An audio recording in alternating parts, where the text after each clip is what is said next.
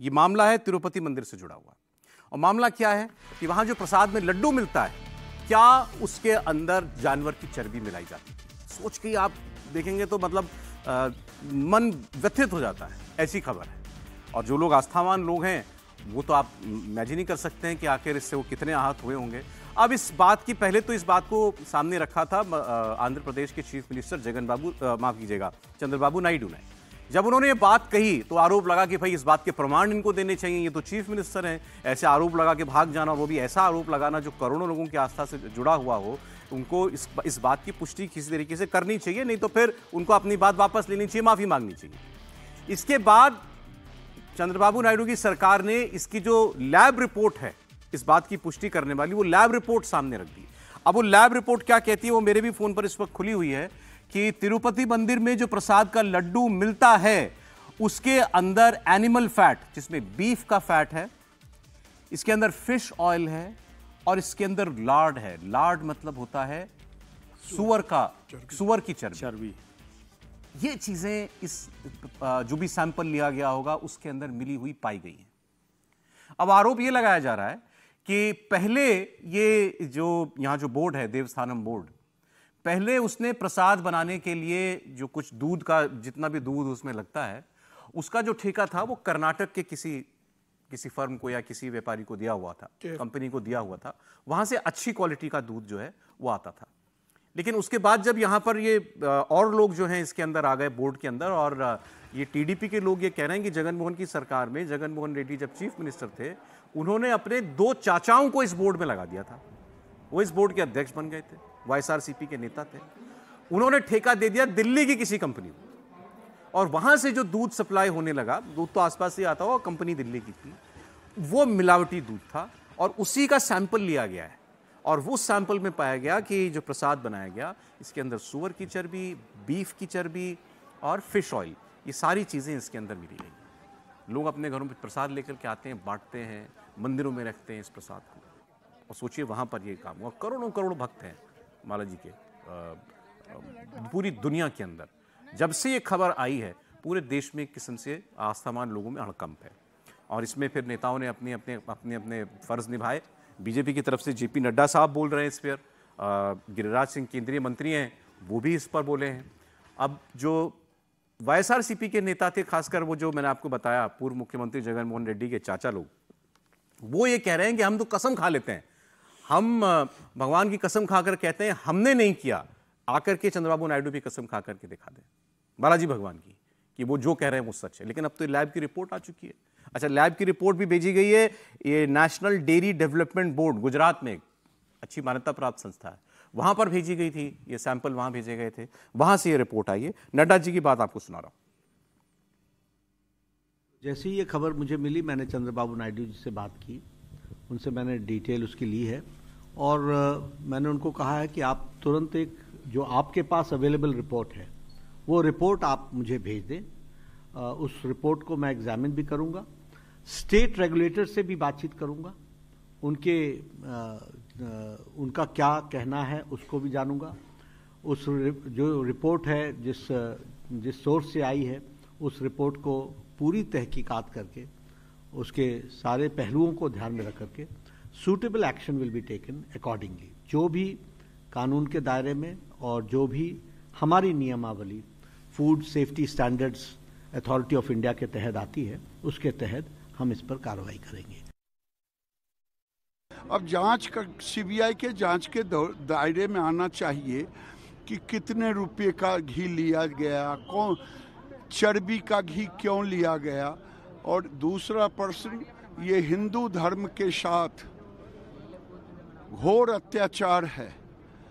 केवल इसे मिलावटी का सजा नहीं मिले, बल्कि इसे इस फांसी की सजा मिले, हैंगिंग हो जिसने भी किया है, क्योंकि ये जिस सरकार ने की थी वो एक खास कम्युनिटी से बिलोंग करता।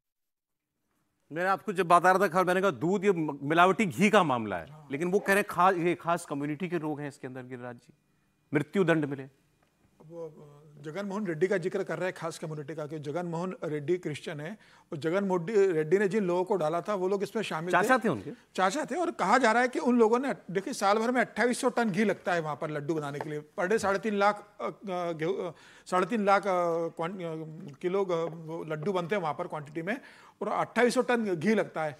कहा जाता है कि पहले कर्नाटक से, जो पहले 30 साल से कर्नाटक की जो कंपनी सप्लाई कर रही थी, उसने रेट रिवाइज करने से मना कर दिया। उसने कहा कि भाई जो रेट आप कम करने के लिए बोल रहे हो, मैं कम रेट पे घी सप्लाई नहीं कर सकता क्योंकि मैं क्वालिटी से कॉम्प्रोमाइज नहीं करूंगा।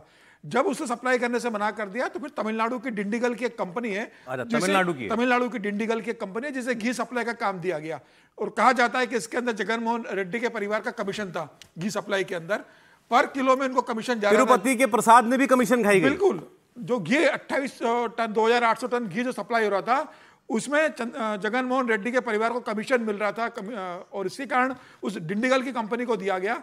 और जाहिर है जब दिया गया तो उन्होंने किया, लेकिन मुझे लगता है ये बहुत बड़ा गुनाह है। इतना बड़ा तीर्थ स्थान है, हजारों करोड़ लोगों की आस्था का केंद्र है, और सिर्फ देश के अंदर नहीं विदेश के लोग वहां दर्शन करने आते हैं, विदेशों में प्रसाद जाता है।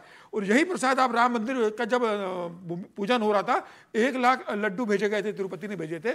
तो मुझे लग रहा है ये पूरे हिंदुओं की आस्था के साथ खिलवाड़ है, और उसमें सिर्फ FIR दर्ज नहीं होना चाहिए, तत्काल प्रभाव से उन्हें गिरफ्तार करना चाहिए और पूरे बोर्ड को वहां से भंग कर देना चाहिए। नया ट्रस्ट बनाया जाए, नए लोग लाया जाए और पूरी जो व्यवस्था उसको पारदर्शी किया जाए। देखिए पहले जो वहाँ पोटू चलता था, जहाँ मंदिर के अंदर लड्डू बनते हैं, अब कहा जा रहा है कि इतने ज्यादा लड्डू बनते हैं क्योंकि एक्सपोर्ट भी करना है, लड्डू को विदेशों में भेजा जाता है, तो अब बाहर आउटसोर्स कर दिया गया लड्डू बनाने का काम। बाहर लड्डू बनते हैं, आते हैं और तिरुपति के प्रसाद के रूप में विदेशों में भेजे जाते हैं। तो मुझे लग रहा है इसकी जो मार्केटिंग का सिस्टम वहां शुरू कर दिया गया था जगन मोहन रेड्डी ने, कि बाहर से लड्डू बनवाओ और तिरुपति देवस्थान, पैसा खाने की लाख और जगह हैं, इसको तो छोड़ देते। कितना करप्शन है मतलब। तो मुझे लग रहा है कि तत्काल गिरफ्तारी होना चाहिए। नहीं, अभी तक इसमें अरेस्ट नहीं हुआ है कोई, वैसे विजय जी आरोपी हैं अभी तक। मेरे ख्याल से 2 इशू हैं इसमें। एक तो जो इशू है वो करप्शन का है, पॉलिटिकल करप्शन को लेकर, जिस पर कार्रवाई होनी चाहिए। लेकिन दूसरा इशू आस्था का भी है, और लाखों करोड़ों लोगों की आस्था उससे जुड़ी हुई है, तो उस पर भी काम होना चाहिए। लेकिन दोनों को, कल भी हम लोगों ने इस पर चर्चा की थी एक सेंसिटिव तरीके से, क्योंकि अब चंद्रबाबू नायडू की वहाँ सरकार है, तो वो इस दोनों इशू पर काम करें। मुझे याद है कि तिरुपति के जो मंदिर में जो लड्डू बनते हैं ना, उसी को लेकर सब लोग समझते थे, क्योंकि आजकल बहुत सारे मंदिरों में ये व्यवस्था हो रही है, अब आउटसोर्स होता है, मुझे नहीं पता, समीर जी ने कहा है, तो उसको भी देखना चाहिए। लेकिन करप्शन, लेकिन इसका एक दूसरा पक्ष भी है, मतलब ये दोनों तो बहुत गंभीर मामले। करप्शन में तो जो करप्शन का एंटी करप्शन वाला मामला करे, लेकिन हिंदुओं की आस्था को लेकर भी इस पर साफ करना चाहिए, सरकार को भी साफ आना चाहिए। दोबारा जो बात हुई कि हाई कोर्ट के जज के उसमें करवा ले, कुछ जांच करवा ले, वो भी करवाना चाहिए। लेकिन क्या ये इशू, जैसे हम लोग अक्सर देखते हैं, इशू ये तो नहीं है कि जिस तमिलनाडु की संस्था को या कंपनी को जो दिया गया और अब किसी दूसरी कंपनी को दिया जा रहा है, ये भी एक पॉलिटिकल बिजनेस राइवलरी का भी हिस्सा हो सकता है। लेकिन बिजनेस राइवलरी होगी तो वो अलग इशू है। ये दोनों इशू अपने आप में इंपॉर्टेंट है, करप्शन का भी और आस्था का भी। आस्था वाले पर सरकार को साफ होकर आना चाहिए। ये जो बात हो रही ना कि उसको तमिलनाडु तो ये हो गया कि भाई बोर्ड के अंदर ईसाई समुदाय के लोग कैसे हो सकते हैं? मुझे नहीं पता कि वहां पर बोर्ड में कितने लोग क्या है क्या नहीं है, उसको भी 4 लोग ईसाई है, तो उसको देखकर भी करना चाहिए। उस पर तो फिर ये बार-बार बहस होती रही है कि किस हमने कल भी की थी, फिर वक्फ वाले भी तो यही कह रहे हैं, वही बात आएगी। तो उसको सरकार को देखना चाहिए। बहुत बड़ा मसला, बहुत सेंसिटिव मामला है, और बिल्कुल इस लोगों की नाराजगी फूटे ज्यादा है, उससे पहले इस पर कार्रवाई कर लेनी चाहिए। आगे दूसरी खबर, दिल्ली की खबर है, पूर्व मुख्यमंत्री अरविंद केजरीवाल के लिए घर ढूंढा जा रहा है। केजरीवाल साहब जिस घर में रहते हैं उस घर को लेकर के भी बहुत आरोप लगे हैं। शीश महल कहा उसको भारतीय जनता पार्टी ने, आरोप लगाने वालों ने, उसमें कहा कि करोड़ों रुपया, 40 करोड़ रुपए से ज्यादा उसके रेनोवेशन में खर्च हुआ था। अब केजरीवाल साहब ने सीएम की कुर्सी छोड़ी तो उनको वो घर भी छोड़ना है, इसका ऐलान उनकी पार्टी कर चुकी है। लेकिन अब वो कहाँ रहेंगे, ये सवाल है। जब वो शुरुआत में राजनीति की थी, पहली बार मुख्यमंत्री बने थे, उस वक्त उनकी पत्नी चूंकि सर्विस में थी तो उनको एक सरकारी घर मिला हुआ था, फ्लैट था, वो 3-4 कमरों का फ्लैट होगा, उसमें वो रहते थे। तो छोटा पड़ गया तो वो फिर उन्होंने एक सीएम के नाते एक बंगला ले लिया था दिल्ली के अंदर, पर इस वाले में वो कुछ साल से आए। अब वो कहाँ जाएंगे? अब ये हुआ कि केजरीवाल जी साहब की कोई प्राइवेट प्रॉपर्टी हो तो वहाँ शिफ्ट हो जाए, तो बताया कि साहब नहीं, इनके पास कोई मकान नहीं है। तो अब ये, लेकिन नेशनल और दिल्ली के अंदर पूर्व विधायक को, पूर्व सीएम को कोई रिहाइश दी जाए, मकान दिया जाए, इसका कोई प्रावधान ही नहीं है। कई जगहों पर होता है, दिल्ली के अंदर नहीं है। अब इसीलिए वो कहां रहेंगे सवाल है। तो अब पार्टी उनकी ये कह रही है, ये राष्ट्रीय पार्टी के अध्यक्ष हैं, इसलिए केंद्र सरकार इनको मकान दे। सुने राघव चड्ढा को कि 10 साल से अधिक मुख्यमंत्री रहने के बाद भी आज केजरीवाल जी के पास अपना घर नहीं है, संपत्ति नहीं है, जायदाद नहीं है। हम सरकार से ये विनती करेंगे कि मुख्यमंत्री का पद छोड़ने के बाद राष्ट्रीय संयोजक आम आदमी पार्टी अरविंद केजरीवाल जी को, क्योंकि वे एक राष्ट्रीय पार्टी के राष्ट्रीय संयोजक हैं, उन्हें एक सरकारी आवाज मिले। ये हमारी मांग है, मेरी मांग है बतौर कार्यकर्ता, बतौर प्रवक्ता, बतौर भारत देश का एक नागरिक। अभी हम लोग यही बहस कर रहे थे तो ये समीर जी ने बताया कि राष्ट्रीय पार्टी अध्यक्ष को भी नहीं मिलता। नहीं, आप आवेदन कर सकते हो कि राष्ट्रीय हम पार्टी बन गए या हमें कार्यालय मिल गया है, हमें दैनिक दिन गतिविधि करनी पड़ती है, राष्ट्रीय अध्यक्ष को दिल्ली में रहना पड़ता है, तो उसे मकान आवंटित किया जाए। तो ये अनिवार्य नहीं है कि राष्ट्रीय अध्यक्ष को मकान दिया जाए, जनरली सरकारें दे देती है राष्ट्रीय अध्यक्ष को वहां पर मकान रहने के लिए, लेकिन ये कुछ सेंटर चाहे तो दे सकता है इसके अंदर। ऑफिस देते हैं तो घर भी दे कंपलसरी है, ऑफिस में तो मैं तो दूसरी चीज सोच रहा हूँ, 55 साल उम्र हो गई होगी कम से कम केजरीवाल साहब की, सरकारी नौकरी में रहे, वाइफ सरकारी सर्विस में रही, उन्होंने घर नहीं बनाया अपना। बहुत लापरवाह किस्म के दिखते हैं। दोनों पति पत्नी IRS थे, इन्होंने जब छोड़ा तो NGO चलाए, मैग्सेसे अवार्ड की ही धनराशि इतनी होगी कि नोएडा में घर ले लेंगे, और आज उनके पास घर नहीं है। तो कई बार लगता है कि अरविंद केजरीवाल सचमुच सिर्फ आवरण सादगी का, शुचिता का, कितना हास्यास्पद लग रहा है। नहीं, ये तो प्रूफ है ना भाई, शुचिता का प्रूफ ही आप तो है उल्टा ये। मैंने घर भी नहीं बनाया अपना, प्रूफ है ये तो कह रहा हूं कि ये प्रूफ, इसीलिए तो हास्यास्पद कह रहा हूं। सामान्य व्यक्ति जो करता है उसके पास भी घर तो बनी जाता है ना। आप लुटियन दिल्ली में नहीं बना सकते ना, या आपकी इच्छा है कि नहीं हमको रहना यही है, हमको दो ये वाला 20 करोड़ वाला घर दो। वरना अरविंद केजरीवाल, उनकी पत्नी, और मैं इतने सालों का अगर उनका करियर देखूं तो उस करियर में भी 2011 के पहले छोड़ दीजिए तो क्या सारा पैसा वो घर से लगा दे रहे थे क्या? NGO चला रहे थे, उन्होंने पैसा नहीं जोड़ा। इसका मतलब कि ये सिर्फ और सिर्फ आडंबर ही है ना। जब कोई ये कहे, कैसे कह सकते हैं? नहीं, आडंबर क्यों है? घर तो नहीं है ना। नहीं तो पैसा हम कहाँ क्या है? घर तो मुख्यमंत्री केजरीवाल जी पैसा कहाँ खर्च करते हैं मैं अपनी वही सर्विस तो का? कह रहा हूँ, ये सवाल, ये तो विशुद्ध मतलब जिसको कहे ना कि बहुत, ये तो मिसमैनेजमेंट आदमी का है ना। आप उसको और वैसे वो पूरे फैमिली मैन है, बच्चे भी हैं उनके। मैं इसीलिए कह रहा हूं, आज ना वो मुख्यमंत्री बन गया, वो तो कसम खाए थे कि नहीं बनना है, राजनीति में तो जाना नहीं, वो तो कह रहे थे कि हमको नहीं जाना है। अब लग रहा है कि जाना था, इसीलिए ये सब आडंबर किया था क्या? वरना जो व्यक्ति जिसको राजनीति में नहीं जाना है, जिसके बच्चे हैं, वो कुछ नहीं करेगा, एक घर तो ले ही लेगा। यही तो कोशिश है। यही बात तो उनकी पार्टी बताएगी, देखो सारी जिंदगी नौकरी भी करी, सरकारी नौकरी भी करी, कुछ पल्ले नहीं है, मकान तक तो बनाया नहीं। इसको दो उदाहरणों से समझिए। जब मदन लाल खुराना ने यहाँ दिल्ली के मुख्यमंत्री से त्याग पत्र दिया तो हरिनगर में उनका छोटा घर है, कीर्तिनगर में, कीर्तिनगर में आराम से यहाँ से निकले, किसी को नहीं कहा कि हमको घर चाहिए, और जाके वहाँ चले गए।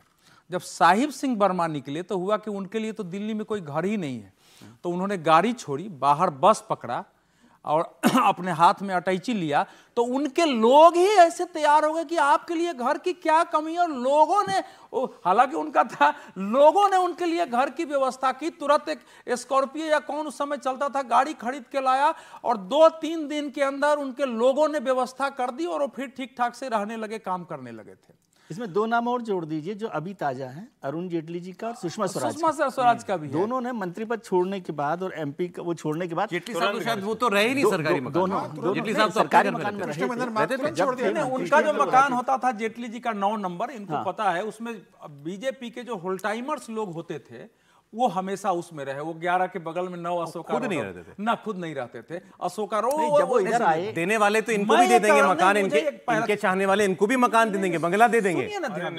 10 राज्यसभा सदस्य, सुनिए, राज्यसभा सदस्य और पूर्व राज्यसभा सदस्य के नाम पर गेस्ट अकोमोडेशन मिलता है। वो आपको साउथ एवेन्यू में मिल जाएगा, मीनाबाग में मिल जाएगा, नॉर्थ एवेन्यू में मिल जाएगा, बीपी हाउस में मिल जाएगा। दूसरा लोकसभा का जो बंगला मिलेगा, फ्लैट, बंगला की फ्लैट ना, वो ठीक ठाक दोनों मिल जाते हैं। हुमायूं रोड पर है, अगर मीराबाग में है। वो बात, वो लोकसभा अध्यक्ष अगर चाहें तो बेहतर भी कर सकते हो, जाके बात करने की। अच्छा, लोकसभा के जो सांसद हैं उनके नाम पर मिल सकता है। आप क्या कह रहे हैं, केजरीवाल जी दिखावा कर रहे हैं कि मेरे पास नहीं है तो वो इसको इशू बनाया? मेरा कहना यह है कि केजरीवाल जी के घर की कभी दिक्कत ही नहीं हो सकती है।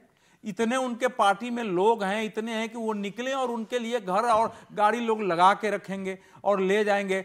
पंजाब सरकार के इतना एक से एक यहाँ भवन है जिसमें उनके रहने की शानदार और सुरक्षा से व्यवस्था हो सकती है। ये सारे ऑप्शन है और सबसे बड़ा ऑप्शन जो उनके पास हो सकता है कि अपना किसी कोई अकेला सांसद है उसके साथ आराम से रहे। जब गोविंदाचार्य ने 11 अशोका रोड से वो निकले थे, मुझे याद है एक झोला था उनके यहाँ, वाराणसी के सांसद होते थे जायसवाल जी, 14D फिरोज शाह रोड पर आके उन्होंने कहा कि हमारे साथ परिवार वाले लोग हैं, माता पिता हैं, बच्चे हैं। जायसवाल जी का परिवार था। सुनिए तो यही कह रहा हूं ना कि भाई ऐसे बहुत सारी दिल्ली में व्यवस्थाएं हैं। और मेरा वैसे तो ये जिस घर में अभी रहते हैं, इनके बगल वाला मकान कैलाश गहलोत जी का है, वो जो अब दोबारा मंत्री बन गए, उसमें उन्होंने विजय नायर को ठहराया हुआ था जो आरोपी शराब घोटाले के हैं। सरकार और लोग कोई एक तरफ इतना घर की गैर सरकारी आदमी को भी दे रहे हैं और दूसरी तरफ कह रहे हैं मुख्यमंत्री जी के लिए नहीं। लेकिन फिर मैं कह रहा हूं कि मुख्यमंत्री जी इसका मतलब बेहद लापरवाह है। सॉरी, पब्लिक कॉज एनजीओ था, सारे एनजीओ वाले इतने सालों में जाते थे, घर तो आदमी बना ही लेता है। बड़े बड़े ऑफिस थे, वो सब कहाँ ऑफिस में काम होते थे,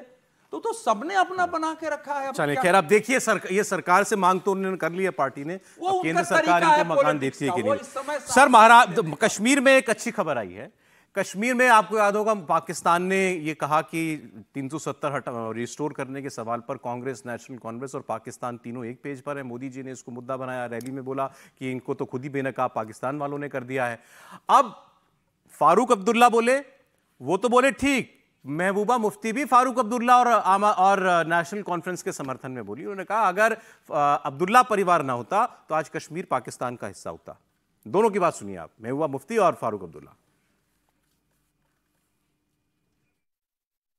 खासकर शेख खानदान का, शेख साहब की वजह से जम्मू कश्मीर का इलाहाक मुल्क के साथ हुआ और खासकर बीजेपी उमर साहब को पूरी दुनिया में घुमाती रही ये कहने के लिए जम्मू कश्मीर कोई मसला नहीं है, ये दहशतगर्दी का मसला है, पाकिस्तान के ऊपर हमला करके ये हल होना चाहिए। मुझे लगता है बीजेपी को शुक्रगुजार होना चाहिए शेख खानदान का कि शेख साहब, ये उमर साहब ने उनका एजेंडा यहाँ पर इम्प्लीमेंट किया जब वो वजीर थे। जहाँ तक महबूबा मुफ्ती और पीडीपी का सवाल है, मुफ्ती खानदान का सवाल है, तो फिर हम पे आरोप लगाते हैं कांग्रेस पे और हम पे।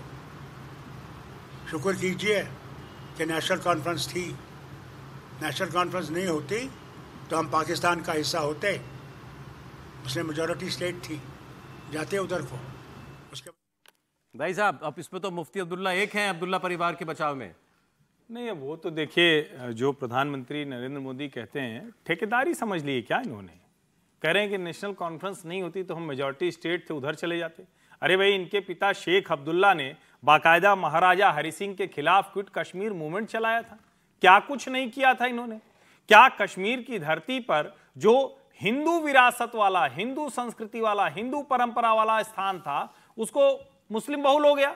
और उसके बाद मुस्लिम बहुल होना तक तो ठीक था, इसी नेशनल कॉन्फ्रेंस के रहते हुए हिंदुओं को वहां से भागना पड़ गया। क्या किया इन्होंने? और जब सबसे ज्यादा बुरा दौर था, क्यों ये भाग के चले गए सपरिवार लंदन? तो मुझे लगता है कई बार जब इस तरह, और ये कोई कहे कि हमने बचाया था इसलिए ठेकेदारी होगी। राजा रजवाड़ा था क्या भाई कि तब लड़के और तलवार से रियासत ले ली थी? अरे भाई, आधुनिक समय है, आप लड़िए ना चुनाव। इतना रो क्यों रहे हैं? इतना दुखी क्यों है? आपने अपनी जनता के बीच में भरोसा गंवाया है, आपने उनके साथ उस वक्त पे नहीं खड़े हो पाए, आपने उनको एक तरह से कहें कि निराश किया है, तब आपकी ये दशा हुई। समय इतना ही था आज। बहुत शुक्रिया हर्षवर्धन जी, विजय जी, अवधेश जी बहुत धन्यवाद आपका, सर समीर जी बहुत धन्यवाद।